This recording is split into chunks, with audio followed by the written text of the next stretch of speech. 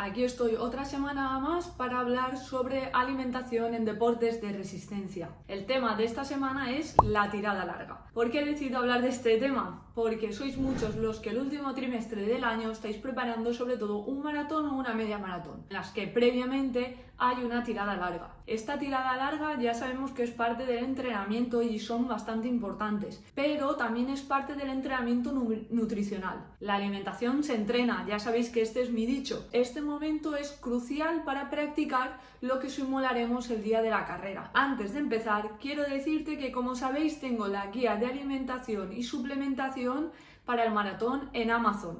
Os dejo enlace en comentarios para que podáis adquirirla. Está en formato digital. Y también de cara al último trimestre del año tengo las mentorías abiertas. Es decir, mentorías en las que durante 30 minutos hacemos una videollamada para resolver todas las dudas que tengas para preparar tu prueba deportiva y ayudarte a cruzar esa meta tan importante. Así que nada, dejo también el enlace en descripción para que si quieres coger cita de videollamada puedas contar conmigo. Dicho esto, vamos a hablar de la tirada larga. ¿Qué tenemos que hacer esa semana? Esa semana hay que hacer una carga de hidrato de carbono. En realidad no haría falta hacer esa carga de hidrato de carbono la semana previa, simplemente la noche de antes. Yo recomiendo hacer una carga de carbohidratos el día o la semana de la prueba importante. En este caso, si estás preparando un maratón, sería hacer la carga de carbohidratos solamente la semana del maratón.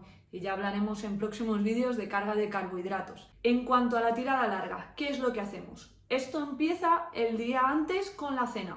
Esta cena debe de cumplir una serie de requisitos: contener hidrato de carbono, una cantidad de proteína moderada, esa proteína de fácil digestión, también aportar hidratación y reducir la ingesta de fibra y de grasa. Esto es una parte crucial y podremos simular lo que vayamos a hacer el día de carrera. Si eres una persona que tolera mejor la pasta o el arroz, optaremos por estas opciones, pero puedes hacerla también con patata, pan o incluso con masa de pizza. Mi consejo es que hagáis la preparación en casa, que no vayáis a restaurantes, etcétera, para evitar posibles problemas gástricos o indigestiones. ¿Qué ocurre con el desayuno? Es algo bastante complejo y muy individual. No es necesario de realizar ese desayuno. ¿Por qué? Porque la carga de hidrato de carbono la hemos hecho la cena de antes. Es decir, tú para empezar esa tirada larga debes de tener las reservas llenas de glucógeno y simplemente con la cena del día anterior ya has hecho esa carga de glucógeno. Por lo tanto, no será primordial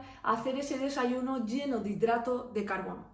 Pero yo sé que a muchos deportistas nos gusta desayunar el día de entrenamiento.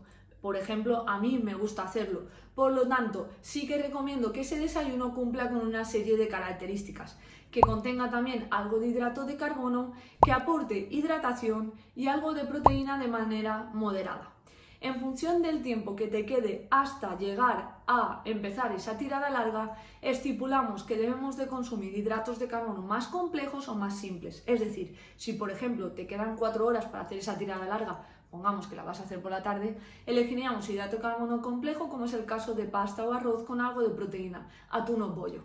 Pero sin embargo, si te quedan 30 minutos para empezar esa tirada larga, mi consejo es que optes por una bebida hipotónica. Y por cierto, de bebidas deportivas ya hablé en un vídeo anterior, que lo tienes aquí para que le eches un vistazo y veas qué bebidas he recomendado y cómo preparar una bebida hipotónica. De esta manera empezaremos la tirada larga bien hidratado, bien aporte de sodio y también de hidrato de carbono. Otra opción, que es la más común, es mantener el desayuno que solemos hacer. Por ejemplo, un porridge de avena con un café con leche. Esto, por ejemplo, es lo que yo suelo desayunar y a mí me sienta bien para empezar a entrenar cualquier tipo de entrenamiento. ¿Qué ocurre durante la tirada larga? ¿Debemos de simular exactamente lo que vamos a hacer el día de carrera? Mi consejo es que sí. Mi consejo es que intentemos llegar a la cantidad de hidrato de carbono que tenemos que consumir en un maratón por hora, aunque la tirada sea de 1 hora y media o de 2 horas.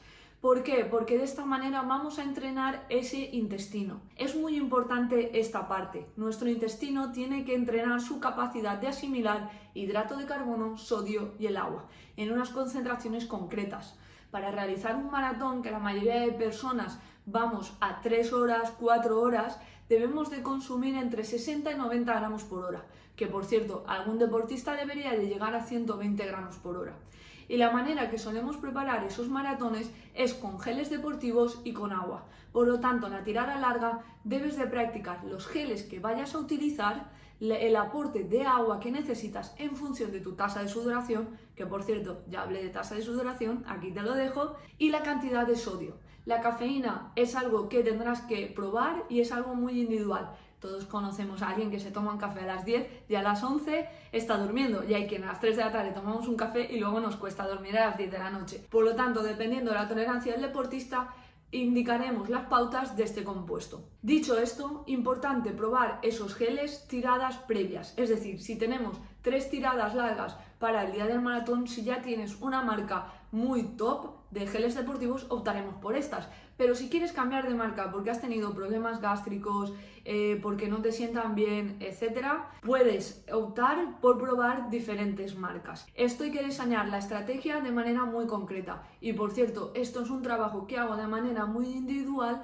cuando hago la mentoría. Te ayudo a diseñar estrategia nutricional y de suplementación específica para la prueba que tienes. Así que si te interesa este punto, te aconsejo que reserves videollamada conmigo. Dicho todo esto, importante que cumplamos con esas cantidades. Cantidades de hidrato de carbono de entre 60 y 90 gramos por hora, cantidad de sodio, esto depende de la tasa de sudoración, pero ronda entre 600 miligramos y 1000 miligramos de sodio por hora. Depende de cada uno. Habrá alguna persona que necesite solo 400. Pero esto es un rango amplio y normalmente lo individualizamos. En cuanto a la cantidad de agua, depende de tu tasa de sudoración, del clima, de la humedad que haga en el maratón que vayas a hacer, etc. Pero ronda entre 600 mililitros y 1 litro de agua por hora. Sí, 1 litro de agua. Ya sé que la mayoría no llegáis a consumir esa cantidad.